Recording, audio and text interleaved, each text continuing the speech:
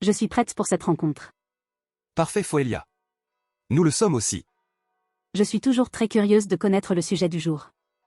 Notre rôle est toujours de vous aider à mieux maîtriser votre véhicule de manifestation dans cette octave fréquentielle que vous fréquentez.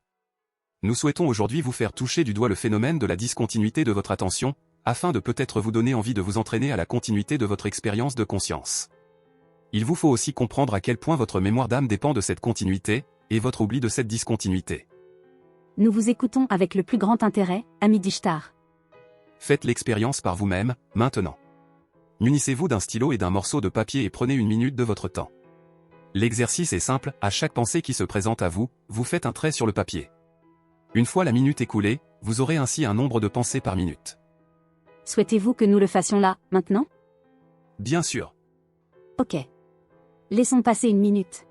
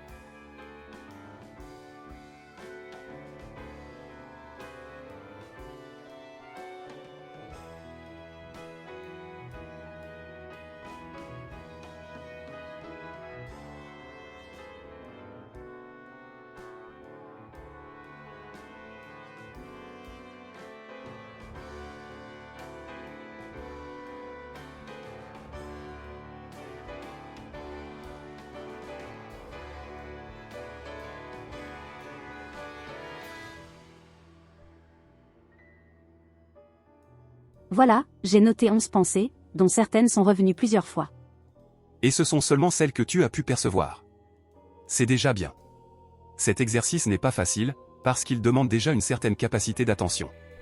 Un certain nombre d'entre vous ne sont sans doute pas parvenus à saisir la moindre pensée, tant vous êtes identifiés à ce flux incessant. Ainsi, ton attention a changé au moins 11 fois de direction durant cette minute, n'est-ce pas? Effectivement. C'est ce que nous pouvons nommer la discontinuité de votre processus de conscience.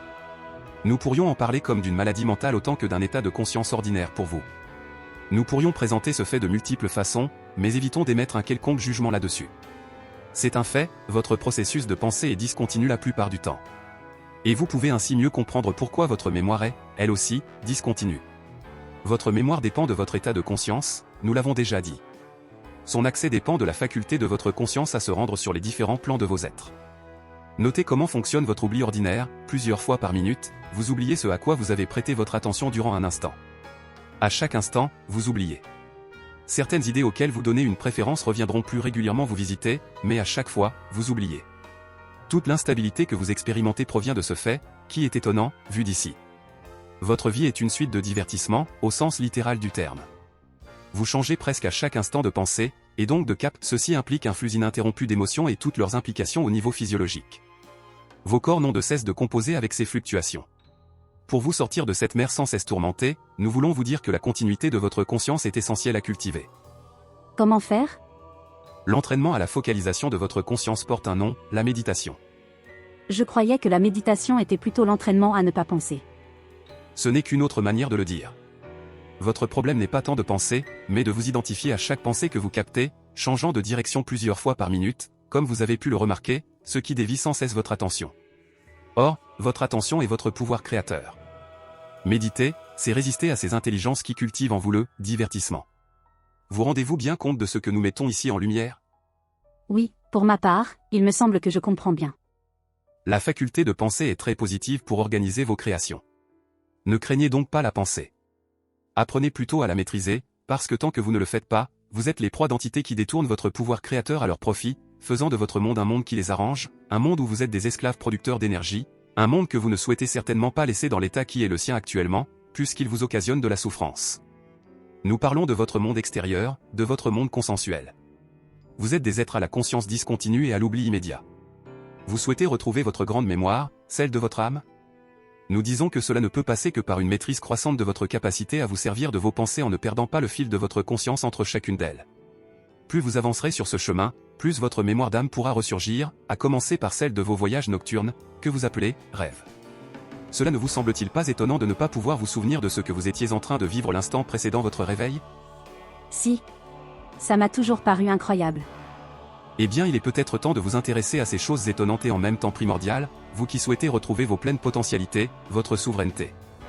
La souveraineté collective commence individuellement. Vous savez que le sujet de la souveraineté est la porte d'entrée à votre 5e dimension. Vous savez que cela signifie la reprise totale de votre responsabilité au sein de ce monde. Et cela rime avec la reprise de la continuité de votre conscience. Vous ne pouvez faire l'économie de ce travail sur vous si vous vous sentez pionnier du nouveau monde.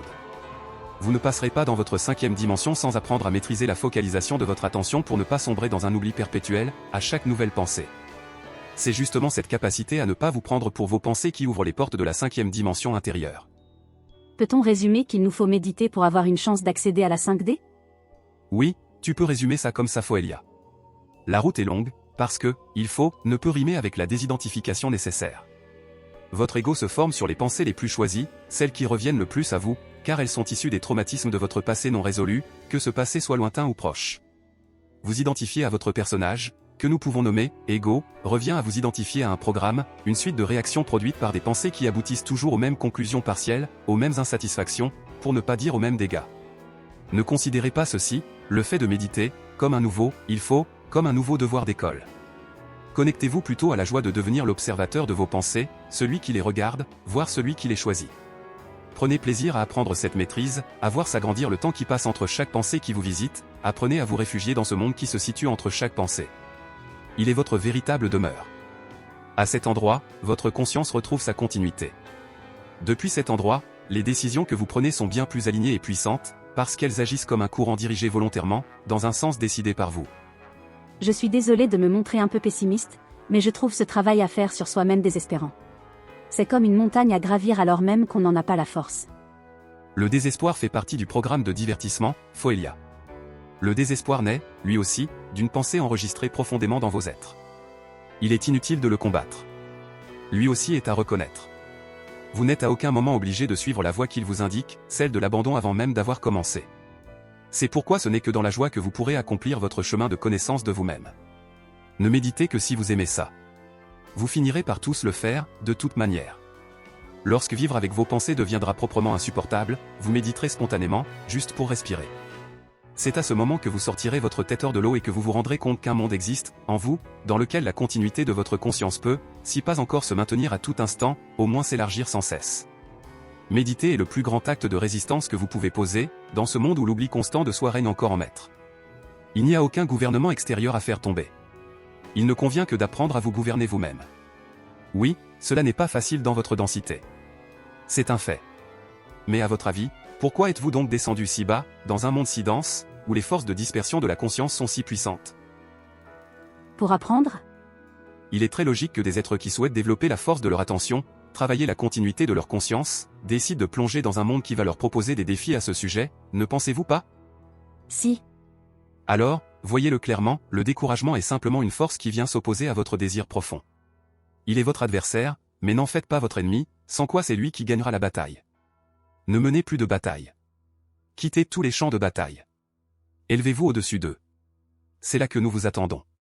C'est depuis ce lieu que nous vous lançons notre invitation.